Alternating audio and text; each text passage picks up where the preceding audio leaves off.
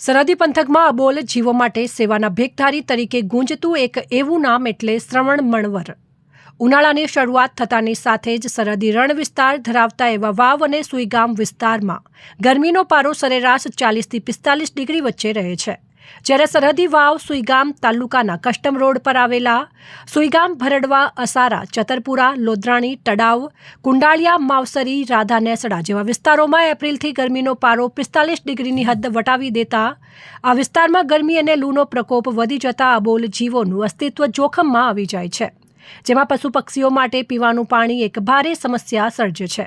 જેને લઈને એક સરહદી વિસ્તારના જીવદયા પ્રેમી એવા લોધરાણી ગામના શ્રવણ મણવરે ઉનાળાની કાળઝાળ ગરમીમાં પોતાના સ્વખર્ચે એક અભિયાન હાથ ધરી સરહદી ગામોમાં દરેક વૃક્ષ ઉપર પંખીનો માળો બાંધવો અને પાણીની પરબ મૂકી પક્ષીઓનું જતન કરવું અને કબૂતર, મોર, ચકલીઓને ચણ નાખવું અને રખડતા અબોલ જીવોને ઘાસ નાખવું તેમજ આવી કાળઝાળ ગરમીમાં 45 ડિગ્રી તાપમાન વચ્ચે અબોલ જીવોની નિસ્વાર્થ અને સ્વખર્ચે સેવા કરતા સેવાના ભેખધારી એવા શ્રવણ મણવરને લોકો સેવાને સલામ કરે છે.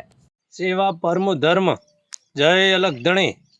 આમ તો અમે ઉનાળાની સિઝનમાં વર્ષ ઉનાળો આવે એટલે પક્ષીઓના માળા બાંધીએ છીએ અને લુપ્ત થતી ચકલીઓને બચાવવાની કોશિશ કરીએ છીએ.